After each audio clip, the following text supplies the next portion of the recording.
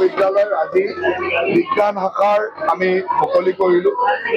নলবাৰীত হোৱা কেবিনেটত আমি এটা সিদ্ধান্ত লৈছিলোঁ যে মহেন্দ্ৰ মোহন চৌধুৰী বালিকা মহাবিদ্যালয়খনত আমি বিজ্ঞান শাখা অন্তৰ্ভুক্ত কৰিম আৰু এই বছৰৰ পৰা আমি বিজ্ঞান শাখা অন্তৰ্ভুক্ত কৰিলোঁ আৰু এই বিজ্ঞান শাখা আজি আনুষ্ঠানিকভাৱে মই শুভাৰম্ভণি কৰিছোঁ।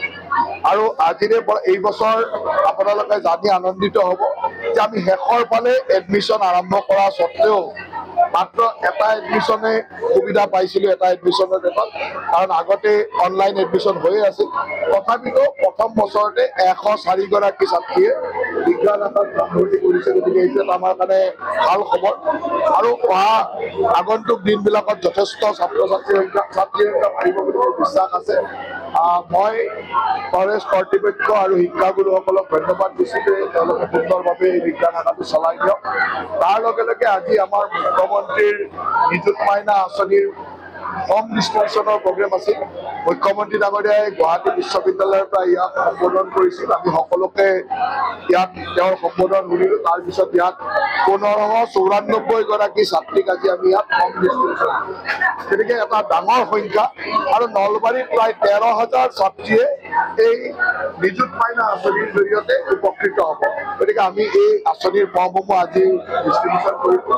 তাৰ লগে লগে মই কলেজলৈ আহিলোঁ, যেতিয়া কলেজৰ ছাত্ৰীসকলৰ লগত কিছু বাৰ্তালাপ কৰিলোঁ, তেওঁলোকৰ কিছু প্ৰশ্নৰ উত্তৰ দিয়া বা তেওঁলোকৰ লগত কথা পতাৰ সুবিধা হ'ল। মই সকলোকে এই হিচাপে ধন্যবাদ জনাইছোঁ। এইখিনিতে ক্ষেত্ৰৰ লগত জড়িত আন এটা বিষয়ে সুধিব বিচাৰিম। প্ৰায় এবছৰ পূৰ্বে আপুনি নাৰ্ছিং কলেজৰ ভূমি পৰিদৰ্শন কৰিছিল, সেই কামটো কিমানখিনি এতিয়া নাৰ্ছিং কলেজখন আমাৰ অনুমোদন হৈ গ'ল।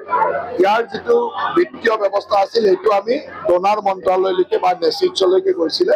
ডোনাৰ মন্ত্ৰালয়ৰ পৰা সেইখিনি চেংচন আহি পোৱা নাই, যাৰ কাৰণে আমি কামটো আৰম্ভ কৰিব পৰা নাই। কিন্তু কলেজৰ গোটেই ব্যৱস্থাটো আগবাঢ়ি গৈ আছে। আমি মাটি আবণ্টন দিলোঁ, তাৰ লগত যি ব্যৱস্থা আছে সেইখিনি আগবঢ়াই লৈ গৈ আছোঁ। মই ভাবোঁ যে খুব কম দিনৰ ভিতৰত সেইখনৰ কাম আৰম্ভ কৰিব। এতিয়া উচ্ছেদৰ সৰ্বতে চৰ্চা চলি আছে, বিভিন্ন প্ৰান্তত আকৌ নতুনকৈ উচ্ছেদৰ পৰিকল্পনা কৰিছে। নলবাৰীত তেনেকুৱা কিবা পৰিকল্পনা আছে নেকি? নলবাৰীত যদি তেনেকুৱা, যেনেকে নলবাৰীত কেইদিনমান আগত আমি মাতৃকুছিত আমি উচ্ছেদ কৰিছিলোঁ। তাত প্ৰায় 400 বিঘা মাটি আমি ফ্ৰী কৰিছিলোঁ, যিটো আমি ইণ্ডাষ্ট্ৰী লেণ্ড হিচাপে আমি ৰাখিব বিচাৰিছোঁ। তেনেকে বহু ঠাইত তেনেকুৱা ধৰণৰ অভিযোগ আছে, আমি চাই আছোঁ। আৰু উচ্ছেদ হ'ল যে চৰকাৰী ভূমিত যিসকল আগ্ৰাসনকাৰী মানুহ, যিসকলে আমাৰ সভ্যতা সংস্কৃতিৰ প্ৰতি ভাবুকি আনিব পাৰে, তেনেকুৱা মানুহৰ উচ্ছেদটো চলিয়ে থাকে। আৰু এটা কথা, যিহেতু জিলা দিৱসৰ দিনাখন মুখ্যমন্ত্ৰীগৰাকী আহিব বুলি প্ৰায় চূড়ান্ত হৈছে, কি কাৰ্যসূচীৰ অংশ ল'ব? মুখ্যমন্ত্ৰী ডাঙৰীয়া নলবাৰীত অহা 14 তাৰিখে নলবাৰীৰ জিলা দিৱস আছে আৰু মুখ্যমন্ত্ৰী ডাঙৰীয়াই নলবাৰী সমষ্টিৰ বিকাশৰ এদিন হিচাপে এই দিনটো আমি উদযাপন কৰিম। সেইদিনাখন প্ৰায় 600 কোটিতকৈ অধিক, প্ৰায় 700 কোটি টকাৰ নতুন আঁচনিৰ শুভাৰম্ভণি বা কমপ্লিট হোৱা আঁচনিৰ মানে আৰম্ভণি কৰিব, ৰাইজৰ কাৰণে মুকলি কৰিব। 2খনকৈ অভাৰব্ৰিজ, এখন অভাৰব্ৰিজৰ শিলান্যাস হ'ব, ঘগ্ৰাপাৰৰ ৰেলৱে অভাৰব্ৰিজ আৰু বৰপুৰা অভাৰব্ৰিজৰ ইনগ্ৰেশ্যন হ'ব। তেনেকে এটা কনভেনশ্যন চেণ্টাৰ হ'ব। 114 কোটি টকাৰে নলবাৰীৰ পানী যোগান প্ৰকল্প হ'ব। নলবাৰীত আৰ্বান ফৰেষ্টৰ কাম আৰম্ভ হ'ব।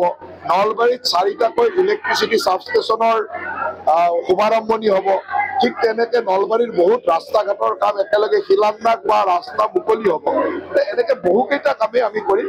প্ৰায় 600 পৰা 700 কোটি টকা ব্যয়েৰে আমি এই আঁচনিবিলাক কৰিম। গতিকে সিদিনাখন নলবাৰী সমষ্টিৰ বিকাশৰ এদিন হিচাপে আমি পালন কৰিম আৰু জিলা দিৱস আমি পালন কৰিম। ই ৰিক্সাটো এটা যথেষ্ট সমস্যা হৈ আছে, অভিযোগৰ ই ৰিক্সাক লৈ সমস্যাটো এনেকুৱা যে আমি সমস্যাটোৰ ভিতৰলৈকে নোযোৱাকৈ আমি সমস্যাটোৰ কথা কৈ আছোঁ। প্ৰথম কথা হ'ল যে আমাৰ গোটেই লক্ষ্যটো আছে যে নলবাৰী চহৰত, নলবাৰী জিলাৰ যিখিনি ই ৰিক্সা আছে সেইখিনি চলাত কোনো অসুবিধা নাই। কিন্তু নলবাৰীত যদি গোৱালপাৰা, ধুবুৰী, বঙাইগাঁও, বৰপেটা ইত্যাদিৰ পৰা ই ৰিক্সা চলে, এইটো অসুবিধা আছে। কাৰণ সেইসকল লোকে আহি ইয়াত ঘৰ ভাড়া ল'ব, সেইসকল লোকে ডেমোগ্ৰাফি পৰিৱৰ্তন কৰিব, ভৱিষ্যতলৈ শংকা আনিব। সেইকাৰণে নলবাৰীত আমি বৰপেটা, বঙাইগাঁও, ধুবুৰী, গোৱালপাৰা এই ধৰণৰ জেগাৰ পৰা যিবিলাক ই ৰিক্সা আহিছিল তেওঁলোকক আমি বন্ধ কৰি দিছোঁ আৰু নলবাৰী জিলাৰ যিসকল ই ৰিক্সা আছে তেওঁলোকক আমি ৰেজিষ্ট্ৰেশ্যন কৰিব দিছোঁ কাৰণ ৰেজিষ্ট্ৰেশ্যন কৰিলে ধৰা পৰিব আচলতে কোন নলবাৰী কোন বাহিৰত ৰেজিষ্ট্ৰেশ্যন কৰাসকলক আমি নলবাৰী চহৰৰ পেৰিফেৰিটোত মানে চহৰৰ মুখ্য ৰাস্তাকেইটাক বাদ দি চলিব দিছোঁ নলবাৰী চহৰৰ এতিয়া এনটি ৰোড বা আমাৰ হাজো ৰোড বা এনেকুৱা যিকেইটা মুখ্য ৰাস্তা আছে এই ৰাস্তাকেইটাত ই ৰিক্সা চলিলে একেবাৰে মানুহ চলিব নোৱাৰে তাতো আমি কেনেকে সকাহ দিব পাৰোঁ সেই সম্পৰ্কত ই ৰিক্সা সন্থাৰ লগত আমি কথা পাতিছোঁ কিন্তু নলবাৰীৰ জিলাৰ বাহিৰৰ ই ৰিক্সাসমূহক ইয়াত চলাব দিয়াৰ কোনো কথা আহিব নোৱাৰে সেইটো ক্ষেত্ৰত আমি অলপ কঠোৰ হ'মেই কাৰণ ইয়াত সেইটো কৰিব দিলে নলবাৰীৰ কেতিয়াবা ডেম'গ্ৰাফিয়ে চেঞ্জ কৰিব নলবাৰীৰ ভৱিষ্যতৰ কাৰণে শংকা হ'ব সেইকাৰণে ইয়াত কিছুমান ৰাজনৈতিক মহলে বেলেগ ধৰণৰ উৎসাহ চাই আছে কিন্তু মই এটা কথা স্পষ্ট যে নলবাৰী জিলাৰ কোনো দুখীয়া ই ৰিক্সা মালিকে এইটো কথা চিন্তা কৰিব নালাগে ই ৰিক্সা চালকে এইটো কথা চিন্তা কৰিব নালাগে